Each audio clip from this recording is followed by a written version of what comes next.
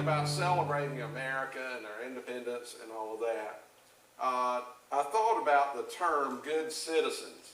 Now that's something that you don't hear much anymore. We just don't say that much. I don't hear it that much, people talking about being a good citizen. When I was growing up, you heard that a lot, but nowadays you just don't hear it as much. In fact, I don't know, in your casual conversations, do you really ever talk that much about being good citizens? I'm not throwing stones at anybody, it's just something that is not in our vocabulary as much as it used to be. But I want to talk to you today about being good citizens. Now, this ain't going to be just a civics lesson, but there is a spiritual nugget for you today. But I want to talk for just a minute about this concept of being a good citizen. Now, because we don't use that term so much, a lot of times when we hear the word citizens, it has senior connected to it. That's the only time we hear the word citizen, senior citizens. And many of us are in that category now. And it reminded me of a story that I heard about a senior citizen, a little gray-haired lady who was working on a puzzle, and she was having a hard time with that puzzle, putting it together. So she called her neighbor and said, "Can you come over here and help me? According to the picture on the box, it's supposed to be a rooster, but I can't put it together. I'm having trouble." So her neighbor comes over, looks at the situation, looks at the pieces laid out on the table. He says, "First of all, we're never going to take those pieces and make a rooster out of it. And secondly, if you'll allow me, I'll help you to get all of these cornflakes scooped up and back in the box."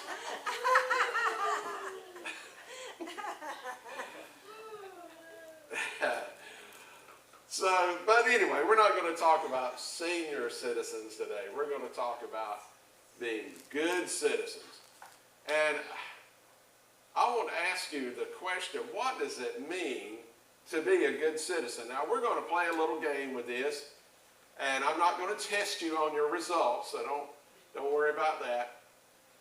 But I want you to get a piece of paper. There should be some on your table, a little pad or something just to jot something down. Grab a pen or pencil, and we're going to play a little game kind of like Family Feud. Anybody ever seen that game? Watch it on TV? Seen it over the years. It's been around for, what, about 2 centuries? Something like that. About as long as Jeopardy has. A long time. We're going to play a little simulated version here of Family Feud in the sense that I want you to answer this question, and then I'm going to show you the top results from a survey that was done asking this same question, and let's see how close you are to what the majority of people surveyed had to say. So jot down the top 3 answers that come to your mind when I say, what does it mean to be a good citizen? What would you do, in other words, as a good citizen? Or what would that mean? What kind of things would you do as a good citizen? Jot down your top 3, and let's see how close you are to being in the top results. I'll give you just a minute to do that, those of you at home. If you watch this later on the podcast, you can always pause and jot down your answers and then move on with it. But those of you in the room, we'll give you just a minute to jot down your top 3 answers. What does it mean to be a good citizen?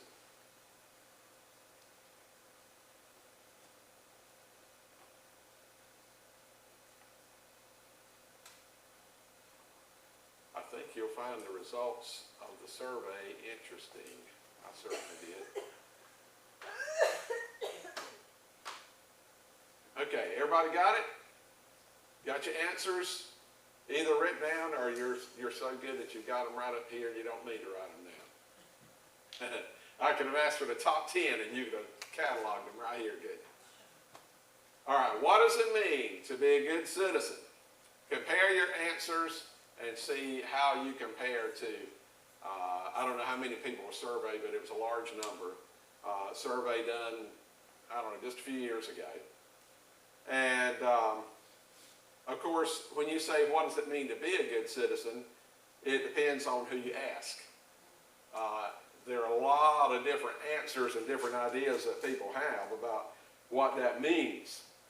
But what does it mean to be a good citizen? Survey says the top answer is voting. If you vote, you're a good citizen. That was the top. That 74% means that's the percentage of people surveyed that put that as their answer. So that was the top answer. Voting. Then right under that is paying taxes, something we all love to do. But we understand that taxes are necessary. We don't always agree with how tax money is spent, but we understand that taxes are a necessary thing in order to have defense and have roads to drive on and all kinds of things. Next, obeying the law. That's a good citizen. Serving on a jury. Who's done that before? Respecting different opinions. Good citizen. You respect the opinions of others even when they don't agree with you. Participate in the U.S. Census. That's one that I really wouldn't have thought about myself, but it's in the upper part of the answers. How you doing so far? Have you hit all three of yours? Okay. Volunteering to help other people. Know the Pledge of Allegiance. Follow government actions and politics. You're involved in it. You follow what's going on. Stay current with it. 49%. Protest wrong actions, and I put that in quotes because it's actions that are taken by the government that you perceive as wrong. You protest those actions. 45% said that's being a good citizen if you speak out against something that you feel like is not appropriate or whatever. And then the last was at 36% display the American flag. Did that surprise you a little bit? I said patriotic. That one surprised me a little bit. Anybody else? Just show of hands. Did it surprise anybody else? Thank you, Steve. You're my buddy. You're I don't know why. I just thought that would be a little higher in there. But anyway, it came in last. Displaying the American flag. So, first thing is, let me back that up a minute. The first thing is, I think we need to get our flags out and display some American flags because, I don't know, I like to see them. Do you? I like to see them out there. Because I am thankful for our country. Now, we've got issues in this country, no doubt about it. Do I agree with everything that's going on in this country? Not by a long shot. But I look at other countries around the world and where they are and how they are about Christianity and all that, and I'm thankful that I'm here. I'm thankful to be in this country. So I thank God for America. And a lot of times this time of the year when we talk about Independence Day and all of that, you hear this phrase a lot, God and country. God and country. Everybody's heard that term, right? God and country. Well, I want to make something really, really abundantly clear today. God and country, even though they're thrown out like it's one thing, they're of equal value. God and country, they are not the same. They are not equal. Not even close. And I'm not being anti-American when I say that. They are not on the same level. You are a citizen of God's kingdom. Amen. Your citizenship in the United States is for a short term. That could change. You could move somewhere else. That's a temporary citizenship.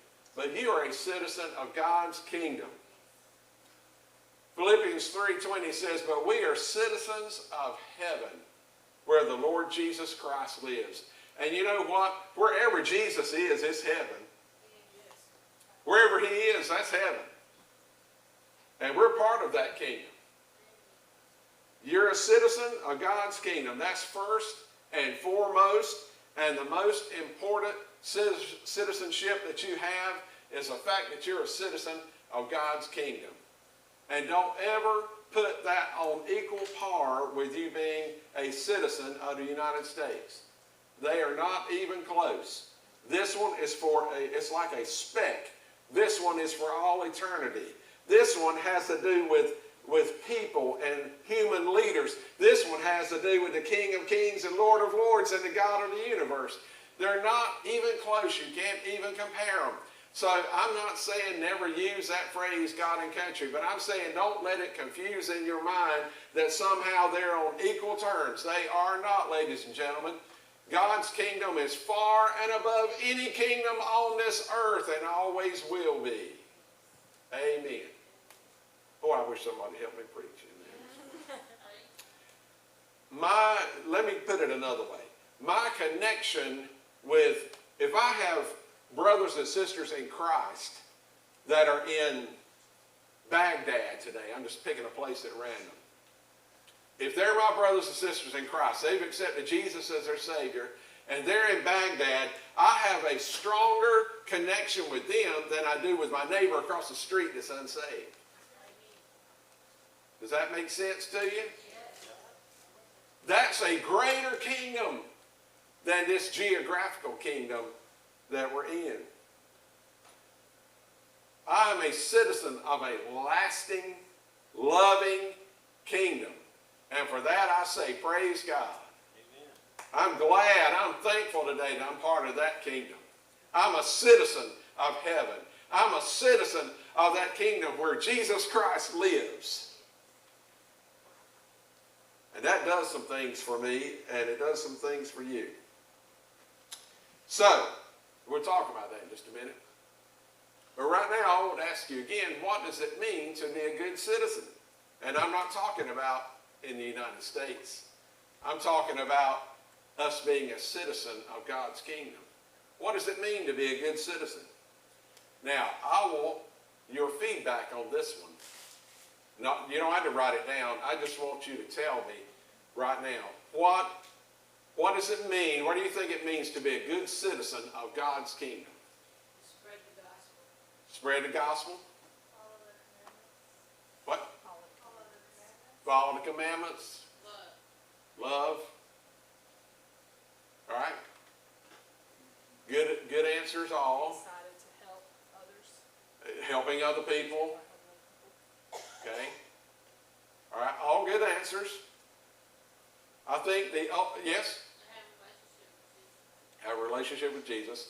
All good. All good. But I think there's one concise answer to that question, and it might surprise you what it is. Because some of you mentioned things that involve doing and task and Christian things that we do.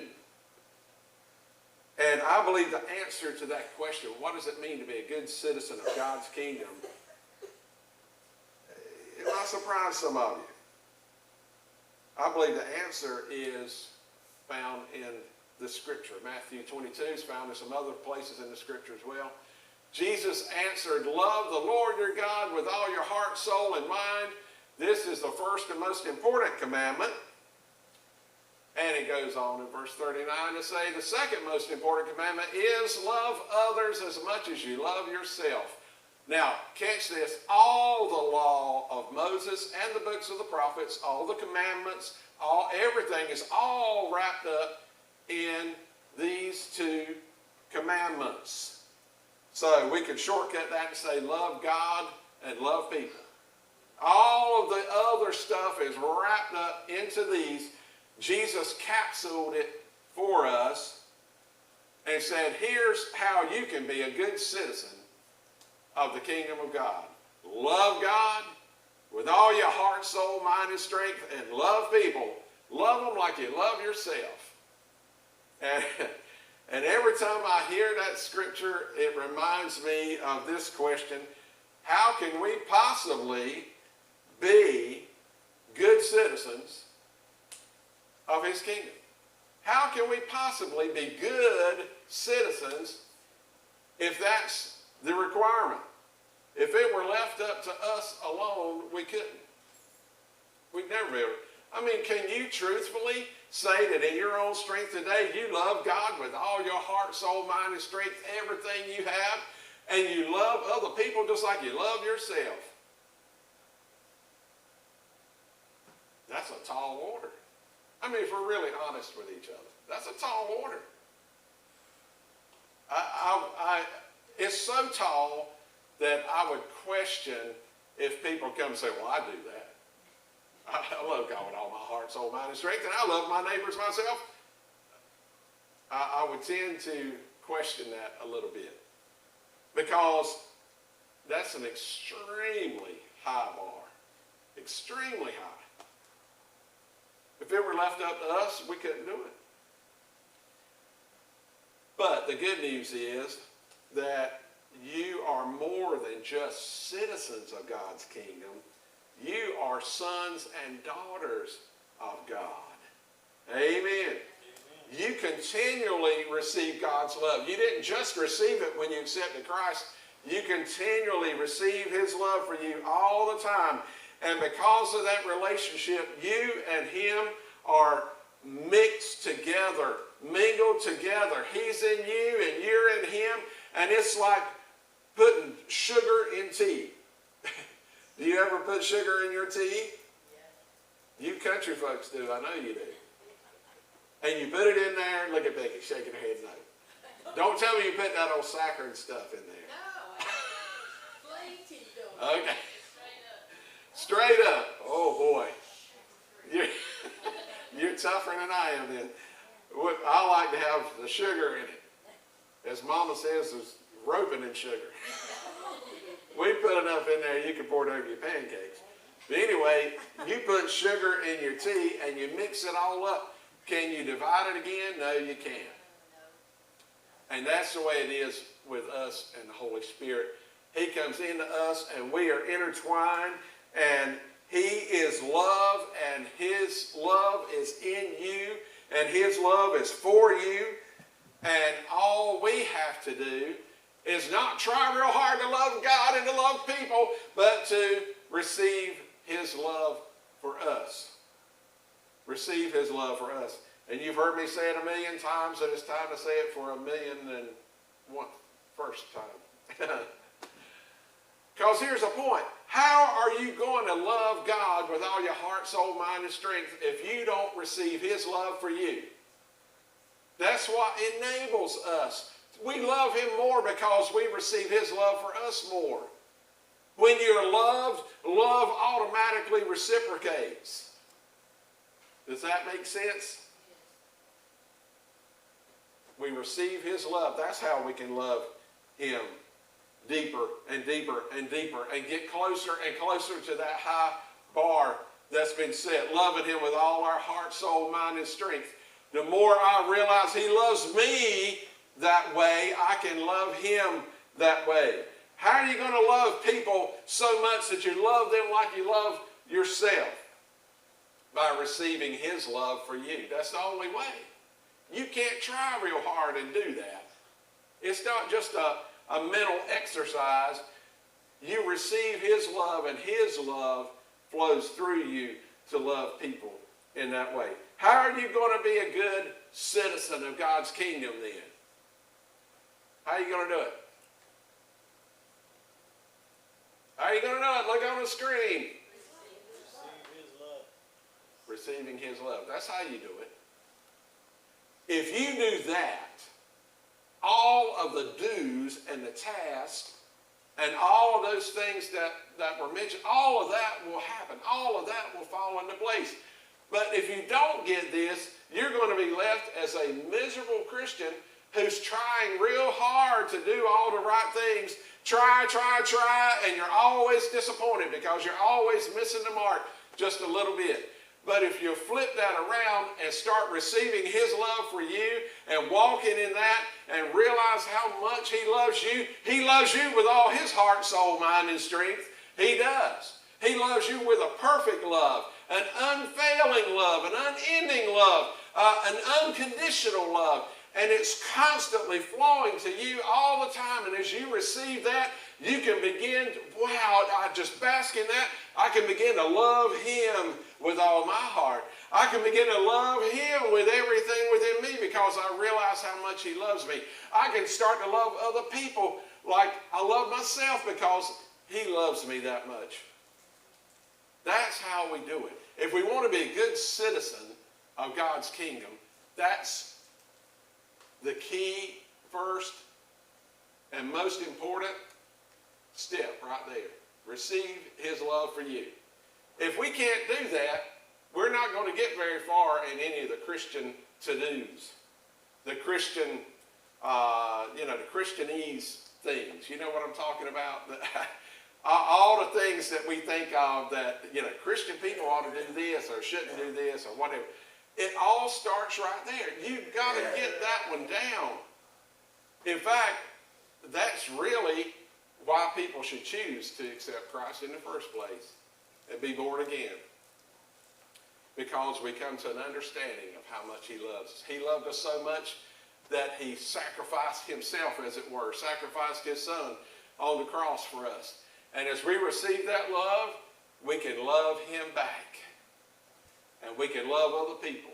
And we can be good citizens of the kingdom of God. You are a citizen of God's kingdom. A kingdom that is built on love. A powerful kingdom. So we need to keep a kingdom perspective. And what I mean by that? Well, how does that make a difference in our lives? The fact that we are citizens of God's kingdom. Let's look at that for just a minute. How does that make a difference in our lives and the way we live? Well, I can tell you one thing.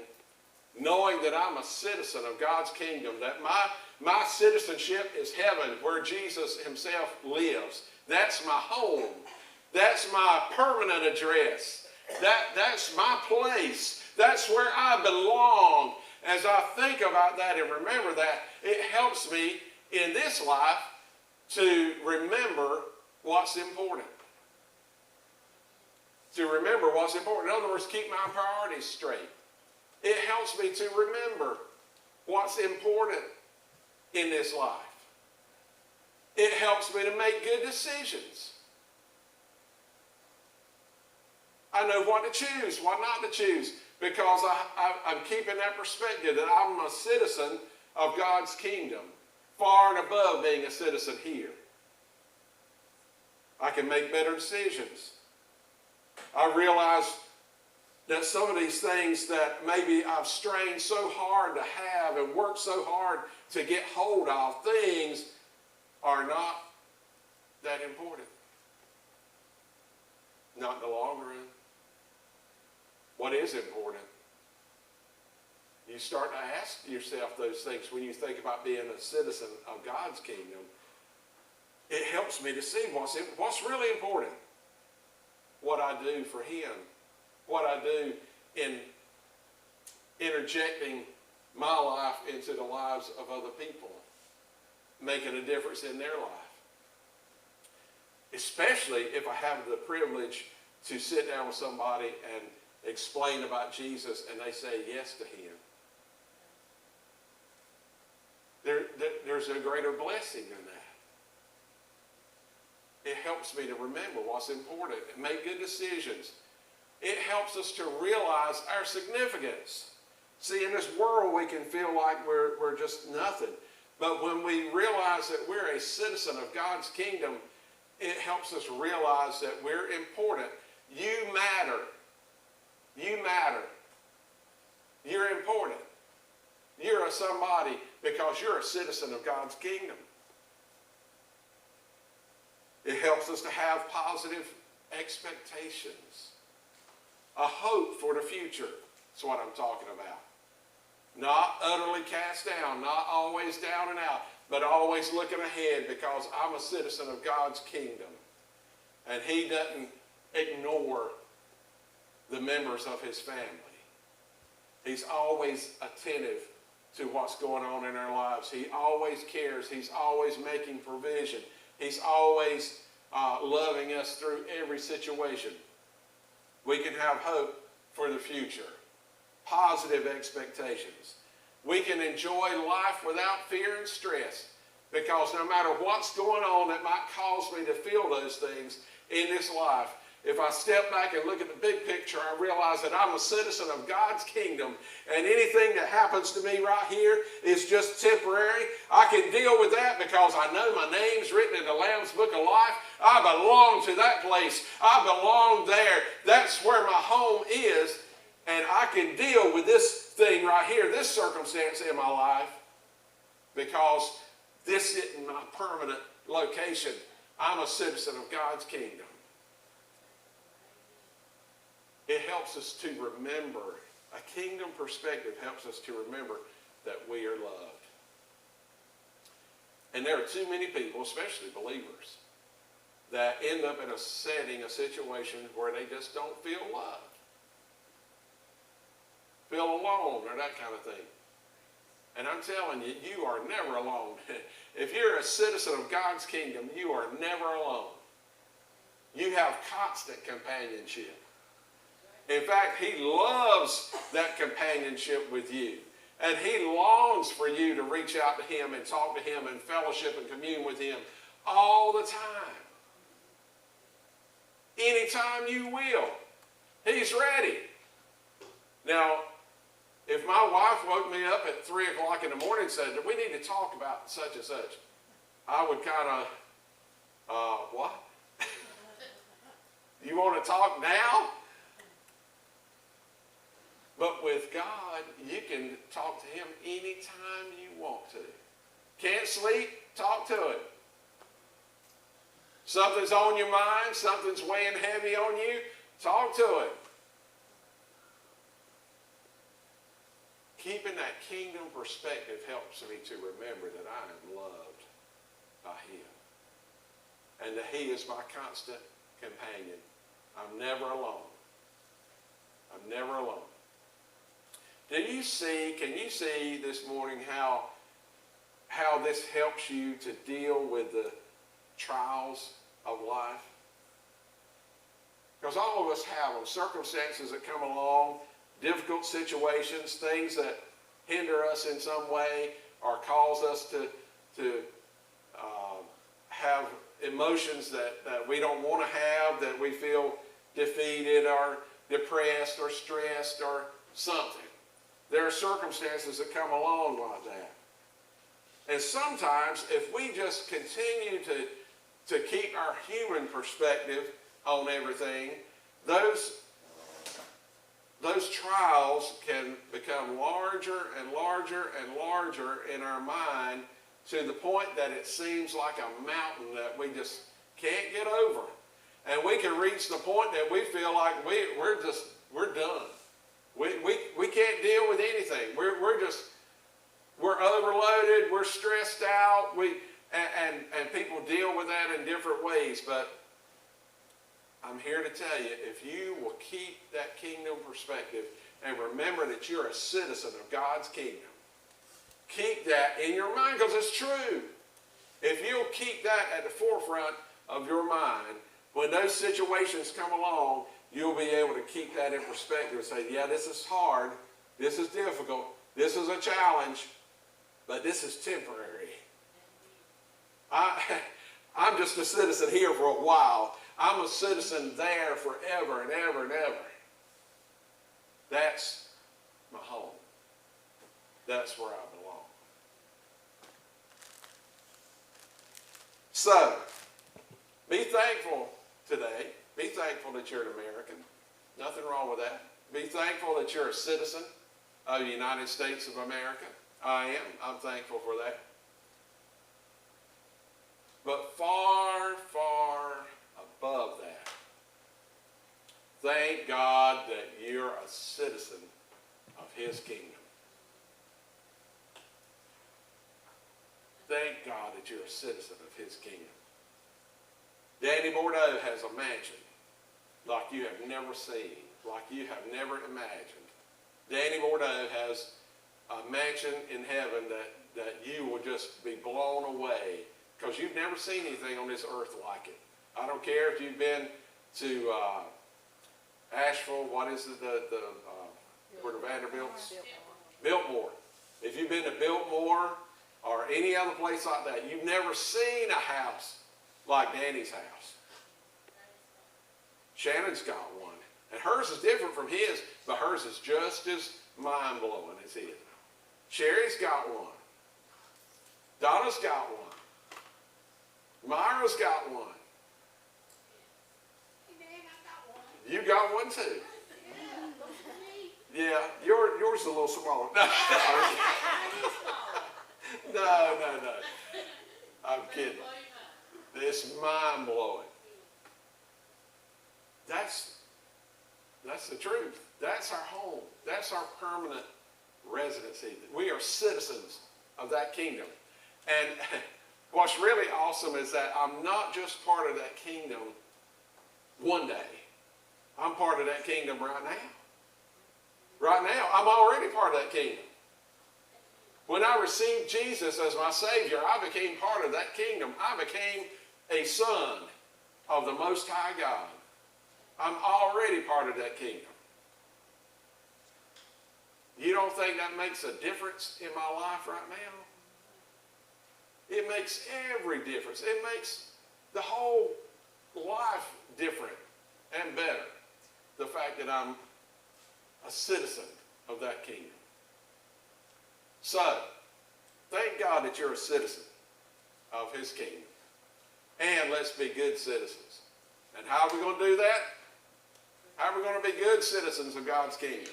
Receive God's love. Receiving his love. Yes, you got it. Receiving his love so that we can love God and love people. See, for a long time in church, I always thought that God laid out all of this stuff we were supposed to do, and it was all hard. Try though you may, you'll never be able to do all that.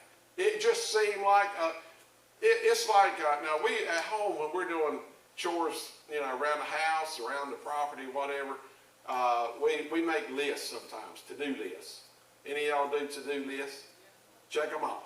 I like that feeling of being able to check it off, And maybe if we get everything done, checked off, then we'll have some free time to do something else. But we have checklists like that. Now, if we started out our day and we had a book,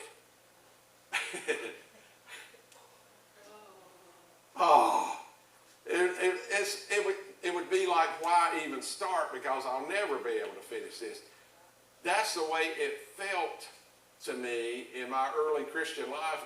I would look at the Bible and it was like, oh my goodness, how can anybody ever live up to all this?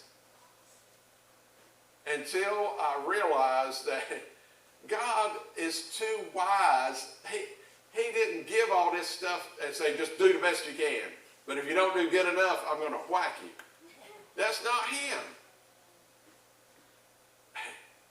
He made it so easy that a child can understand it. A child can understand that they're loved. Even before they can communicate, they understand that they're loved. And you and I can understand that and receive that, can't we? Most of us in here, we're grown now, we're adults. We can certainly understand being loved. And he said, receive his love. Just receive his love. And I've said this before, but it's almost an automatic thing. When you are loved, you love. Right? You married couples, did you not court a little bit? I mean, you might be one of those that got married, met 5 minutes ago, and, hey, let's get married. But most of you, there was some courtship there, right? And ladies, what did that guy keep telling you over and over? if he had any sense, I love you, I love you, I love you. Right? And sometimes the ladies pursue the guys. You know, there are different situations, but many times it's the guy that's telling the girl, I love you, I love you, I love you, I love you, until she starts to be convinced of that in her heart. And when she starts being convinced, this guy really loves me, what happens? The love in her heart starts to grow for him. Right? That's how it works with the Father. His love is always poured out on us, and the more we receive it, it's like an automatic thing. We just automatically love him. I do not like the beat people over the head kind of preaching, saying, you ought to love God. You dirty dog. You ought to love God. You ought to love him with all your heart. What kind of God you have to beat people over the head? It doesn't add up, does it? No, not when you realize who God is and how much he loves you. Nobody has to beat you over the head. You just love him. I can't help but love him. When I think about what he's done for me and what he means to me in my life and walking with me and his spirit in me and being my companion every day and my friend that I can walk with all the time, I can't help but love him because he loves me so much. And the more I receive that love, the more I can love him and the more I can love people. And the more I'm going to be a good citizen of God's kingdom. Amen? Amen. Yep. I jumped the gun there. Let's don't do that. Let's pray first, and then I'll show you a journal page, and we'll talk about that. But don't you want to be a good citizen of God's kingdom? Yes, sir. Aren't you glad it isn't based on how much you can achieve and do? I mean, there's so many ways that doesn't work. Some people just, are in different situations and they can't do some of the things that other people can do.